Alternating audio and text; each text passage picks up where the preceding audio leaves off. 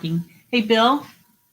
So, Maybe. everybody, good afternoon, YWCA viewers. This is Series 1, Episode 22 of the Butterfly Effect. This is starting off great, which is sponsored by Club 1888, which is a YWCA volunteer program. As you're aware, this is an empowerment series where volunteer hosts interview inspiring women in our community. And today, honestly, it's a huge honor to me to have my friend Carmel Patrick here. So we're going to learn a little bit about Carmel. But as far as volunteerism, there's a couple of things related to the YW as well as the YMCA that I just want to throw out there in the beginning. Carmel is a woman of achievement, which is a huge distinction here in the Schenectady area for outstanding and amazing women. And years ago, for the YMCA, now known as the Y, Carmel was part of the Black and Latino Achievers Group, and she was on that initial steering committee. So let me tell you a little bit more about Carmel. She's the Fund Development Coordinator at Family and Child Services of Schenectady, which is a nonprofit management professional, and she is a management professional with over 30 years experience in a bunch of different areas, including higher ed, fundraising, grant writing, community development, and marketing. In November of 2019, Carmel was elected to the Schenectady City Council and began serving as one of our councilwomen in January of 2020. Prior to her role at Family and Child Services, Carmel served as the Vice President of Development at MySide, which we all know is a Museum of Innovation and Science. She was also the Director of Development at Schenectady County Community College, now known as SUNY Schenectady, and the Chief Development and External Relations Professional for the Schenectady Museum. And you're going to have to say the name of the planetarium later, Carmel, because I'll butcher that. She was also at Senior Services of Albany and the AIDS Council of Northeastern New York. She also served as the Director of Training and Events, as well as the Director of Volunteer Development for the United Way. And I'm going to stop there because I'm stumbling over my words. So anything else on your bio you want to add? No, that's quite a bit. I think it all just shows you that I'm old, I guess because I've had so much experience. No, but no, you do have a lot of great experience. I remember the first time we met, we were with our friend Larry at a happy hour. Yeah. And when I went back to work and I told my, higher up at the bank who I had met, and he goes, "Oh, I love Carmel. You must go to lunch with her. Or you must grab coffee." And next thing you know, we were at Gershon's, and all these years later, here we are. Yeah. So tell us a little bit more about yourself. What else do we need to know? Well, I grew up outside of Boston in Watertown, Massachusetts. My family, my grandparents were all immigrants from southern Italy. So I grew up in a very tight Italian Catholic family. So I have tons of cousins, tons of aunts and uncles. I'm the youngest of four, which I think plays into who I am as well, that I was the baby in my family. I'm married. My husband, Bill, is a writer. And as you can see, we both love to read. So our house is just filled with books, and that's an important part of what we love and who we are. I have two dogs, and hopefully they won't make a ruckus while we're talking. I have two wonderful golden doodles. Vincent, named for Vincent van Gogh, and Rocky, named for Norman Rockwell. So I'm also a huge art lover, and that has played into the names of our pets. I have two stepsons. I have a new grandson. And let's see, in terms of what I do, I love to volunteer. It's sort of my biggest passion, and I am obviously involved with Rotary. Kim and I are both members of the Schenectady Rotary, and I'm on the Library Board of Trustees, and that's a big passion for me, is making sure that our public library system is just so great. It's definitely one of the best library systems you can find, and that's an important piece in terms of giving people access to all that the library provides for them. And I help with Music Haven and Ellis Hospital, different volunteer kinds of things. So that's really important. And I love to cook, and I love to read, and I love to travel. So I think that about sums it up. It does. It does. So when you were younger, who inspired you? Well, again, I think I got a lot of inspiration from my family. obviously from my parents and my siblings and my aunts and my uncles and cousins. I think that everybody in my family was involved in one way or another in some sort of volunteer activity. And so that always influenced me in my life. And out of all those folks, I'd have to say, if you know me, you probably have heard me talk about my cousin John. And my cousin John's actually 11 years older than me, but for some reason, when I was born, he's the baby in his family. And he just, kind of fell in love with me, and I fell in love with him. And a lot of my, the things that I'm passionate about, he really taught me. He taught me about art. He taught me about music. He taught me about theater. I ended up going to school in Manhattan because he was there, and I fell in love with New York City. So, I think that he was really probably one of my biggest inspirations as a child. That's awesome.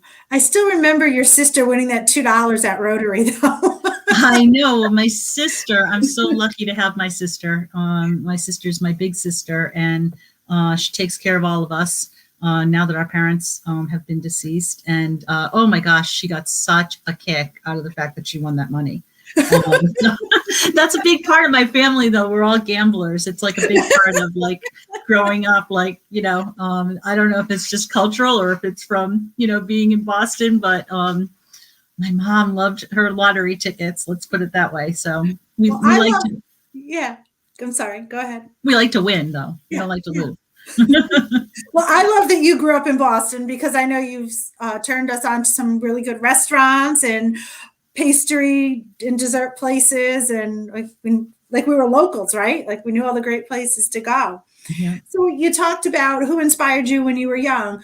What about a mentor? I mean, you've worked with tons of fabulous women over the years. Sure have. And that would probably be a 4-hour, interview naming all of them. That's absolutely right.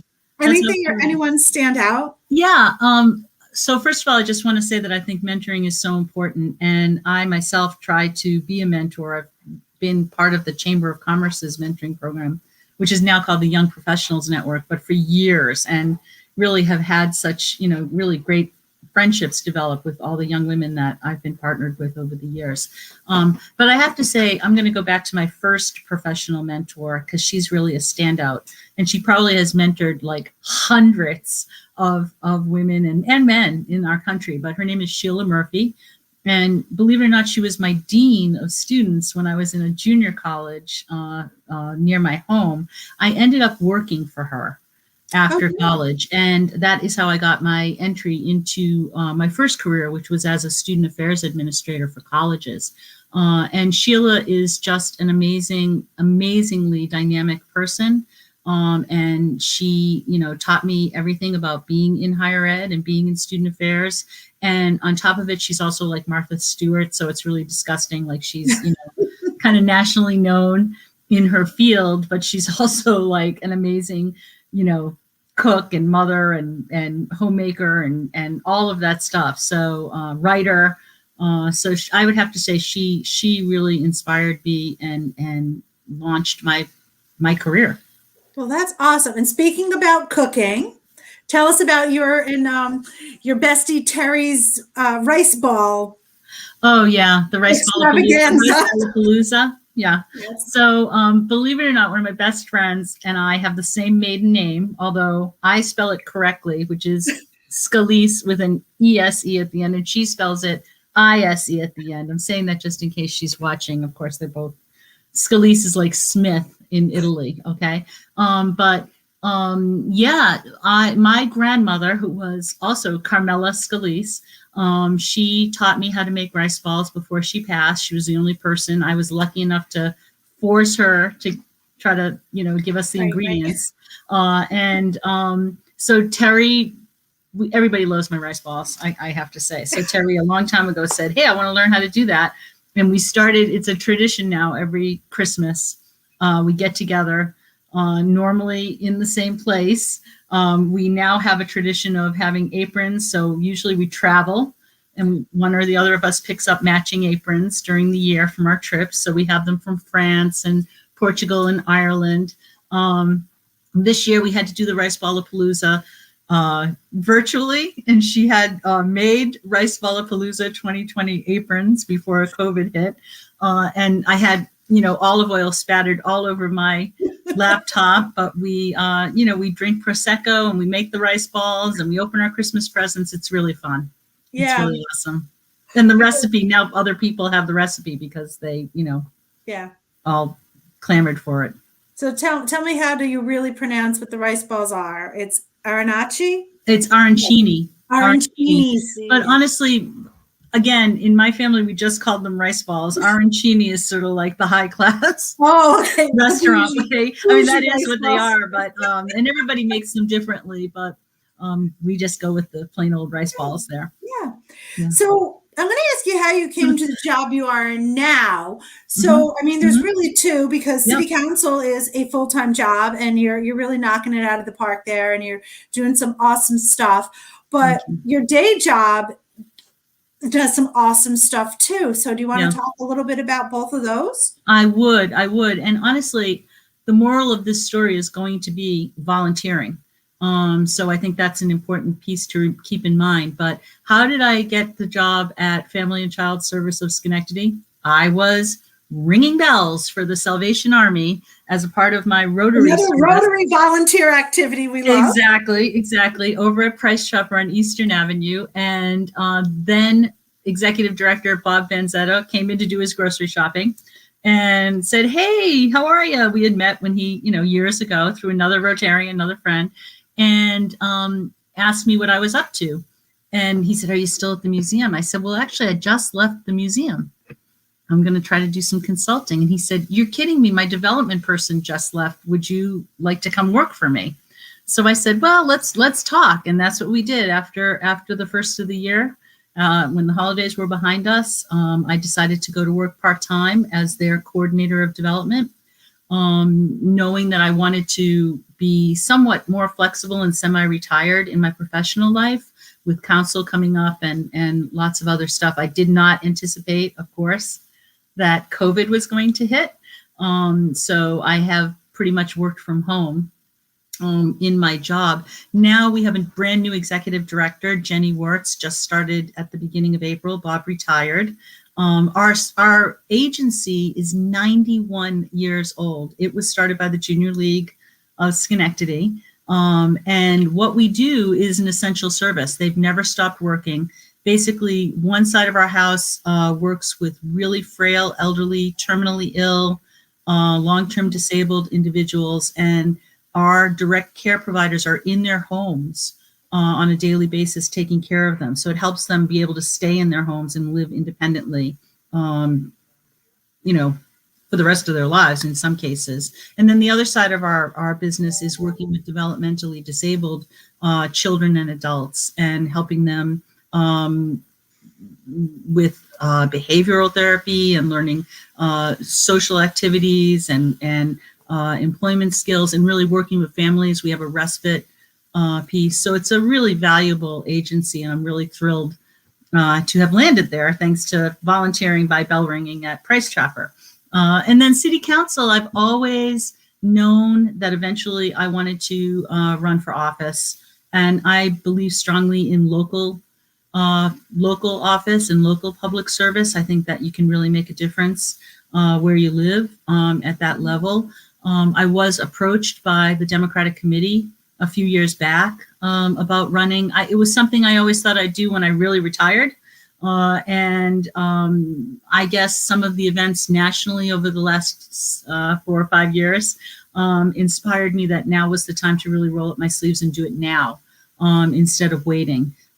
So that's how that happened. I would say that the service that I was doing with the library, the library board, we're all county appointed by the Schenectady County Legislature, and especially when I became president of that board, I got more involved with a lot of our local representatives, and I learned more about government through that role, believe it or not. So it was a volunteer role there too that also probably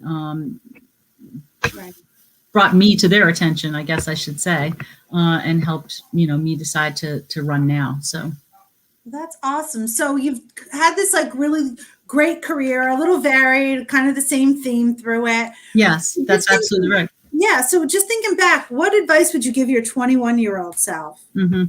Well, I thought about this.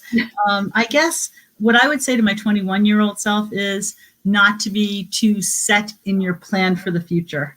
I think, especially when you're folks like us that, have achieved, I was sort of like one of those A students in school and, the yearbook editor and the, involved in all these activities. And, I remember in my first job out of school, it really wasn't what I expected. It really wasn't. I wasn't happy, and I ended up leaving that job. And it was kind of devastating at the time. I couldn't believe, I felt like I was failing. And later in my 20s, and then of course I fell into this wonderful career with my wonderful mentor Sheila Murphy. So that was wonderful. Later in my 20s, I actually got married and had a first marriage that also didn't work out. And at the end of my 20s, I was kind of stumbling, along thinking that I really hadn't done what I was supposed to do. And I think that it's really important for young people, young women to understand that this is where all of our coping mechanisms, all of our confidence, all of our ability to really stay flexible and to understand that, you're going to have new plans, you're going to have new opportunities, and keep going. So that's, I think I would have said to my 21-year-old self, don't get so locked into who you think you are and who you think, what you think you're supposed to be doing. Right. I mean, just present company, look how many times we pivoted and turned and changed, and that's right. We're still standing and we're bigger and better and stronger for it. That's absolutely right. You have to go through, and everyone needs a starter marriage. They really do. Well, I mean, I will say that I have to say that going through that experience really, I think, made me a stronger woman, made me understand more about who I was and what my own strength was on my own as a woman. And right. So I think it was a really important place. I mean, I don't have any, regrets for anything. No, it's the soul searching that you have to do after it, and thinking coulda, shoulda, woulda, and lesson learned, move on, and next right. time. So it's a super important self-discovery. Mm-hmm. So still on that idea, what do you want other women to know? You kind of tiptoed around it, but what would your message be? In thinking about this, I really was thinking that I feel like my advice almost gets truncated. And so I guess for younger women, I would have one set of advice. And for older women, more my age, kind of women, I have another set of things to talk about. And I think that when we're young, I think it's really important to sort of work your butt off, to work really hard. Now, obviously, you also are taking care of a new family, perhaps, and experiencing a lot of that. So you have to find that balance. But I think when we're younger, that's our chance to really, pour all that passion into what we're doing so that we're moving forward and building our career. I think it's important to cultivate your leadership skills by listening, by finding that group, whether it's women and men, but finding those folks that you can learn from and that will really help you to cultivate and develop your own leadership skills. I think finding your tribe and understanding that it's okay to lean on them. It's really important to be giving back to your tribe, but it's also important to understand that they're there because they love you. And they're there to help you out. So I think that that's always been really important. And then I also think, and I remember going to a panel discussion on women in politics years ago. Karen Johnson was on the panel, and AC Dake from Saratoga was on the panel. And one or the other of them said, "Don't say no. Don't say no. Just say yes. Go ahead, do it. You'll figure out how to fit it in. You'll figure out your time." So I say that to younger women too, because now I'm going to say to women, I'm going to be 62 this year. I want to say no. It's okay to say no. It's time to, take some time to relax. If there's one thing that this last year has taught us is, hold on to the people that you value, your family, your friends, and make sure you're taking care of yourself. And sometimes that means not working 24/7. We've reached it. We've reached that place in our lives where it's okay to be saying, you know what, I'm not going to get all this work done right now. And gee, I want to cook a fabulous dinner, or gee, I want to go out for a walk and take care of myself. So for folks my age, I think it's really important to also know that life can be very tenuous, right? We've seen that over the last year as well. And so you don't want to say, oh, someday I'll take care. Someday I'm going to go to Italy. Someday I'm going to go to France. You got to just decide it's time to do those kinds of things. Figure out a way and do them. So that I think that's what I want to say to other women. That's great. So speaking about advice and what you're saying, what's the best that you've ever received? Mm-hmm. Well, I'm going to go back to Sheila again. Again, being the baby of my family, I have gotten so much advice. It's not even funny. I had like a zillion people telling me what to do all the time when I was growing up. And it got to the point, I have a little funny story where one time I was at a family party and I was involved talking to some cousins or something. And one of my brothers walked by me and he said, stand up straight. And I didn't even acknowledge it. I just my body shifted. And somebody said to me afterwards, you didn't even blink. And I was like, well, that's because I didn't even really, I'm so used to them all telling me what to do that I just did it. But I'll go back to, in terms of advice, I have a little anecdote. So when I was working at Russell Sage, the women's college, with Sheila was the vice president for student affairs. That's how I got moved out here in 1983 for that job. She pulled me out here. I was in charge of new student orientation. And, there's a lot that goes into planning a week-long new student orientation, right? And back then, part of it was the kind of placement exams that the students had to take to, be put into the right sections of classes. And I was freaking out one day in our office because I needed 200 pencils sharpened. And I was going crazy about these pencils. And Sheila walked by me and she said, forget about the pencils. It's not about the pencils. Don't stop worrying about that stuff. And why do I say that that's a really important piece of advice? Forget about the pencils. Because what that was about was you have to keep the big picture in mind. You don't want to always be sweating the small stuff like the 200 pencils. I mean, we had a really successful program to put on, right? For a lot of people. And the pencils were going to find their way. And I think that was really important advice that I've tried to adhere to all the rest of my career. And I think if there's, one thing that I hope that any of the folks that I've worked for would say is that I always have been able to kind of push things aside and try to keep that bigger goal in mind. So I guess that would be what I would say. That was an important piece of advice. That's awesome. As well as stand up straight. Yeah, stand up straight. Yeah. Don't slouch. Don't roll your shoulders. Yeah. Roll the shoulders back. Roll the shoulders. So here's a fun one. So what's unique to you, or a special talent, or what excites you? I know going for your 3-mile walks in the morning gets you up and rejuvenated. Yeah, we haven't been doing 3 miles lately. We got to get back up and running to those 3 miles. And the dogs and we're just fabulous Bill Patrick. Yeah, now we have, actually it's really fun, but I walk with a guy named Keith Barney, who's the husband of one of our Rotarians, Pat Barney, and he calls himself Bill Patrick's wife walker. Yes. Actually, so he was very good to stand up and volunteer for that role, let me tell you. So, oh boy. That takes volunteering to a whole new level. Exactly. Dear Keith, thank you. But I guess in thinking about this question, well, first I'm going to say what's really unique is there's probably not another person out there. I have won the YWCA raffle at the Women of Achievement dinner, not once, but twice. When it was, $1,500 the first time, $1,000 the second time. And this year, when we had the virtual Women of Achievement and they were pulling all these raffle items, whose name was called first for the very first raffle item? But me.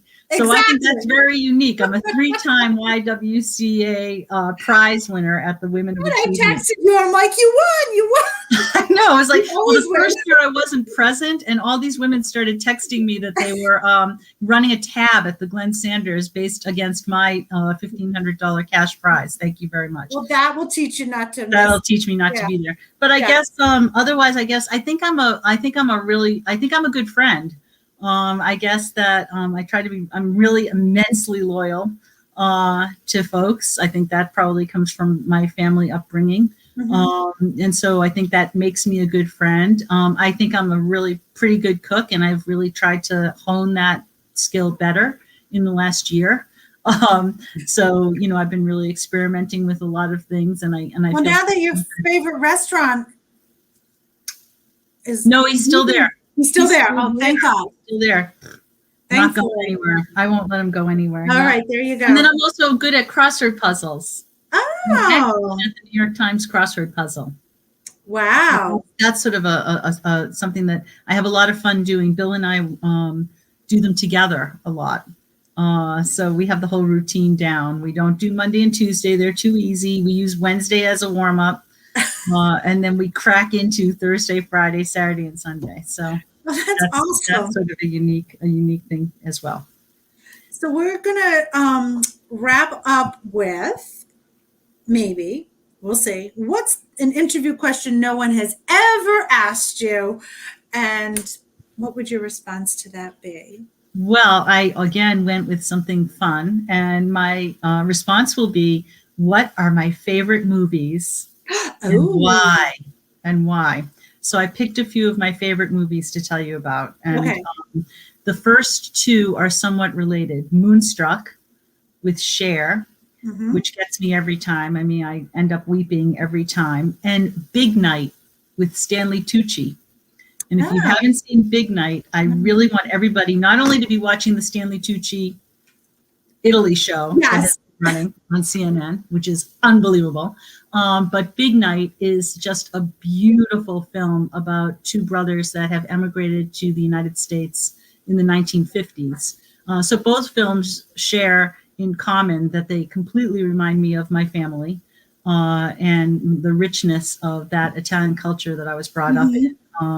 And Big Night in particular is really about the kind of closeness that you have with your siblings. So those are two favorites. Manhattan, Woody Allen's Manhattan is a favorite. And that was really because one of the, another reason that I fell in love with New York. My cousin John, as I said, introduced me to the wonders of New York City. And that film, I've probably seen that film about 20 times. It gets me, every time in terms of the beautiful shots of the city. And I have to say, The Way We Were with Barbra Streisand and Robert Redford, who's just, they're both in a passionate love affair. But really the film, the Barbra Streisand plays somebody who's just so passionate about social justice and so passionate about, working for the causes that she believes in. But there's a scene in that movie where Robert Redford and his best friend from college are laying back in a boat and they're floating along the ocean. And they're talking about all the things that were like the best things that they ever experienced in their lives. And it gets me every time. I think those are important things for us to think about. And finally, Singing in the Rain with Gene Kelly. And my favorite scene is Donald O'Connor doing Make 'em Laugh. And I have to say, I'll leave with that note that I think the more that we can get people to be thinking about how great their sense of humor can be and helping people laugh and getting a big belly laugh every day is really important. And you can't watch that scene without cracking up laughing. So if you haven't seen it, Google it.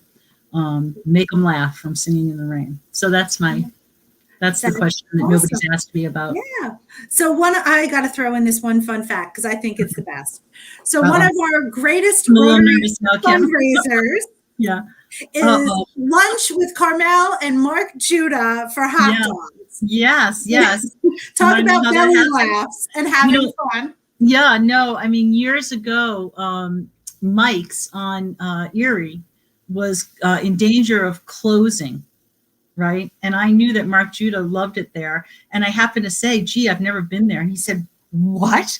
You've never been to Mike's? And that started us on like him taking me around to all the joints to experience hot dogs we've been to Newest Lunch, we've been to Broadway Lunch. I took him to Peter Paws for the first time. And then we would step it up. Like we've been to Tara. I mean, like we started exploring not just the hot dog joints. And that led to this prize for our silent auction where, literally the first year, I think somebody paid $125 to have lunch with us at Peter Paws. So causing Mark's wife to say, wow, I've been getting it for free. I've been going for lunch for free for all these years, but he's a good egg. And we got to be good friends by sharing hot dogs together over the years. Great stories, right? It all comes back to volunteering. It does come back to volunteering. It comes back to networking. I mean, I think those are important things as well. And I think for me, when I first started working in Schenectady years ago, and I didn't know a soul here, I joined Rotary. I knew enough about Rotary to know that I would meet people and it would be good for my business at the museum. Little did I know that it would turn out to be, first of all, a remarkable leadership volunteer opportunity for me during the time that I was, on the executive team of Rotary. But mostly, some of my bestest friends here in Schenectady are my Rotarian friends, people I met through Rotary. And the bottom line is going back to that whole idea of having your tribe is, I always say to my husband, if anything ever happens, if you need anything, if anything ever happens to me, those Rotarians, they're going to be right on this doorstep. Like you're going to be able to depend on, a group of people that you don't even know, but they're going to want to help. Yeah. So I think, you get a lot of joy. It's not just, you're giving back, but you get a lot of joy and you get a lot of fulfillment from volunteering. So I'm thrilled that the Y has this club to try to encourage people to volunteer with the Y. I mean, I think the mission of the YWCA here is so important. I mean, the work that they do with the women that they provide services with and for is so important. Their mission around racism, around all the things that they stand for. This is a good organization to get involved in. So I hope a lot of people that might be listening will answer the call. Join the club. Join the YWCA Club. So awesome. Well, I want to thank you for your time. I know you're super busy, but this is fun. Oh my gosh, it was really fun. Thank you. I hope that this was what you hoped for. Oh, even better. I really appreciated the invitation to be a part of this. I love the YWCA and I love you. So thank you very much for having me on board today. Of course. Well, and on that note, everybody check back. I think Thursday is our last show. We're going to take a hiatus over the summer, but we'll be back with more inspiring and fabulous women like Ms. Patrick. Thank you, everyone. Thank you. Take care.